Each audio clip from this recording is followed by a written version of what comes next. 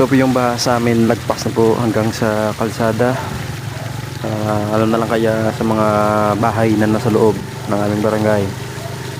Yung ibang bahay po, lagpas tao na po yung tubig sa kanila. Grabe po ang baha na ito. First time po nangyari sa aming lugar. Dahil sa ilang araw na pag-ulan, yung tubig sa bukid, yung tubig sa bundok, bumagsak po dito sa amin. Kaya ganito po kalalim ang tubig sa amin, sabayan pa po ng high tide. Kaya itong naging kalabasan, malalim po na baha.